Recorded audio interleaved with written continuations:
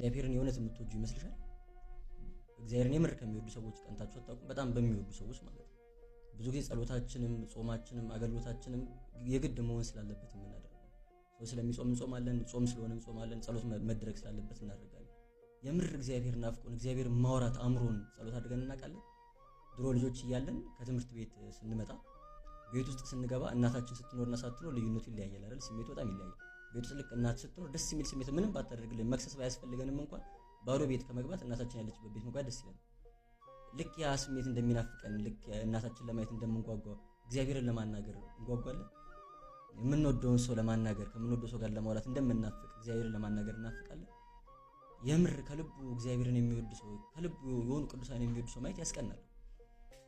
ጸሎታችንም አገልግሎታችንም ሁሉ ነገራችንም የግድ መደረግ ስላለበት የምናደርገው እንጂ የምር ፍቅር ኖሮን የምናደርገው አይደለም። ብዙዎቻችን መንግስተ ሰማያት ባትኖር እግዚአብሔርን እናፍቀዋለን። እሱም አይመግበን እሱም አይጠብቀን ቢሆን ከሱ ምንም የምናገኘው ነገር ባይኖር ናፍቆን ጓጉተን እንሄዳለን።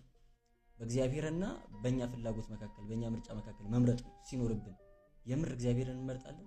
ከራሳችን አጉድለን ከራሳችን ቀንሰን ፍቅራችን ይውሸት። የእውነት እግዚአብሔርን መውደድ ካልቻለን ደግሞ ጥቅም የለም።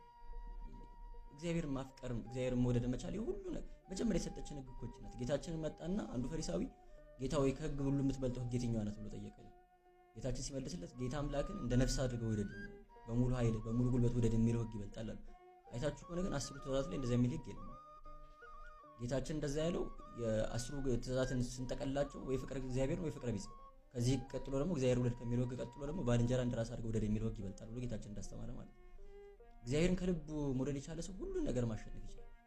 ለእግዚአብሔር ያለው ፍቅር እውነተኛ ጀንዩን የሆነ ሰው የሆነ ነጠላ ምን ለብሶ ሰው እንዲያየን ካልሆነ ምን ዘምረው ከበሮ ምን መተው ሰዎች እንዲያዩን ካልሆነ ከበሮ ይዘን ምን ሽከረከሩ ለምንድን ነው? እግዚአብሔር ደስ እንዲለው በጣም የሚያምር ልብስ ለብሰን ቤተክርስቲያን የሚለው እግዚአብሔር ደስ እንዲለው በእኛ ልብስ ደስ እንዲሰኝ ነው አይደለም? ሰዎች እንዲያዩ ሁሉን ትተን ግን እግዚአብሔር ብቻ እንዲወደን እግዚአብሔር ብቻ እንዲያየን ማድረግ ከቻለን ያው እውነተኛ ክርስትና እና ፍቅሩ እንዲያድርብን መጸለይ እንልመድ። እስቲ እንሳል። ጌታው በቃ ልውደድ፣ አንተ እያመመህ እንደወደድከኝ እያመመኝ ደግሞ ልውደድ።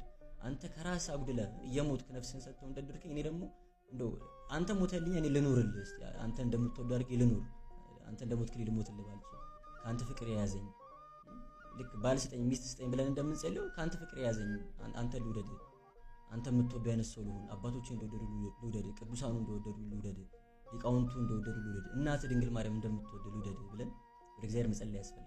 እውነተኛ ፍቅር ለእግዚአብሔር ያለው ሰው ሌላ ምንም ነገር ሊከብዱ ስለማይችል ማለት ነው።